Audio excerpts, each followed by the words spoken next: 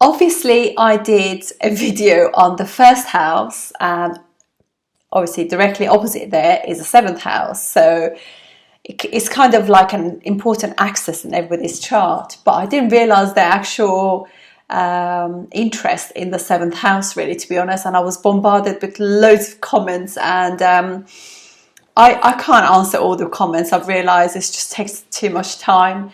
But I kind of thought, in the process of thinking about relationships, we've completely forgotten about romance and courting and dating. It's like, I just want to get married. So no, I'm going to just like rein it back. And I'm just going to say, there are also, you obviously, first and seventh house, clearly very important. But for relationships and romance, you really got to work on your second, your fourth, your fifth, and your 11th house, and funnily enough, your 12th house as well. But I'm going to do one of my favorite. I mean, I think you know, when you do astrology, you just got to love all the 12 houses because they're all applicable, and the energy of every house is important. So today I'm going to do the house of romance, fifth house. If we didn't have romance, there'd be no marriage. There's got to be something there, doesn't it? It's got to be like a little chemistry, little connection, something like that. So fifth house is basically, it's our good karma. Like all the trine houses are good karma from previous lives. And this is obviously Dharma houses or trine houses. They show us our path. You know, they are kind of, they show us things that we enjoy, things that we're into. Enjoyment, creativity, things like that. So obviously this is a very creative house because we create our lives. You know, we kind of don't realize sometimes, but in the process of actually wanting to learn things, we forget that actually there's a lot of that we have the free will, we have the energy and the valor and things like that to actually put the energy into that house. So I think if you are in pursuit of relationships, put the energy into fifth house, because fifth house is what makes your heart flutter. It's the house of, you know, that butterflies in the tummy when you meet somebody that you really like. This is that house when it's, you know, it's not seventh house.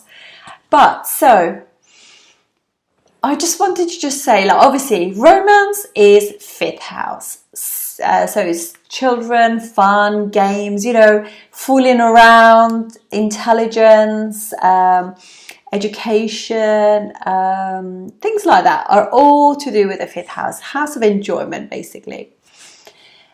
But it's also your house of, because it's third from third. So third house is how you kind of like, you are aware of information, you're learning lots of things, but the concrete things that you know and you can advise people on is your fifth house. So these are the kind of like, you know, when you go to school, you learn things, and obviously family, you learn things through family, but things that you can actually not just apply, but actually show other people, advise other people, counsel other people on it. It's all fifth house. So it's a very important house, and it's just a fun house, really. So you want to just like think of, you know, all the energies of the fifth house and utilize them for your own good. So basically, this is also your house of your spouse's desires, because it's 11th houses from your 7th house.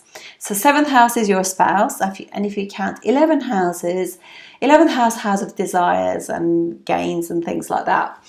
But fifth house will be your spouse or your person that you're courting with. That's their desires. So you want to be aware of what they like as well, not just what you like.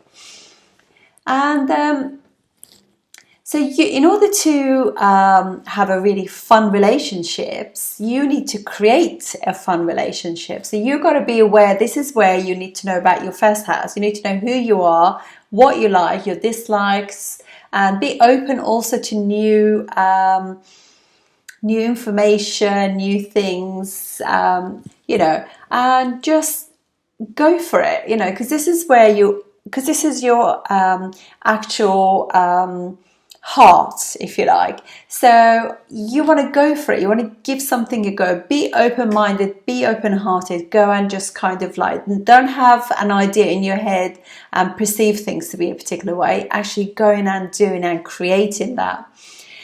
So, and this is also the experience that we want to create with our loved ones. So it's no point having the relationship if all you're doing every night is just sitting in front of the television and just living your lives through a TV soap or a drama or something like that. You want to create fun in your life. Otherwise, you could have the best, most perfect relationship and partner, and it would just be mundane and boring. So this is where you put your intelligence into this house to create the reality and the romance and the dating and all those wonderful things.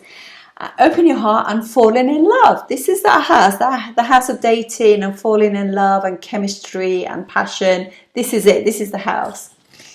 So, and obviously, this is the house ruled. It's the natural 5th house of the zodiac is Leo.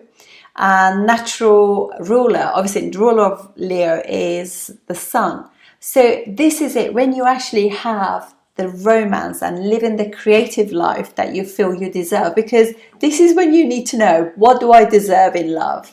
If you feel as though you deserve a lot, you have to start living a lot, you know, in order to, you know, I know, and the thing is, things are just opening up now. So, you know, getting your lovely clothes on, you know, for the gents to have a good shave or do your hair, put something nice smelly on, you know, and ladies as well, just, you know, creating the romance and actually living it. Buy yourself some flowers, you know, or buy your sisters or your colleagues or something. Just start sort of living the romance, living the love, and just like creativity. Just start spreading love to your mum, to your, you know, just kind of like, the moment you start kind of opening the doors to a house, other houses actually opposites start to happen as well. So you find that you actually, 11th house then opens, because you'll enjoy groups, and in those groups you'll be with people also that have similar interests to you. So you're likely to meet more people as a result of that.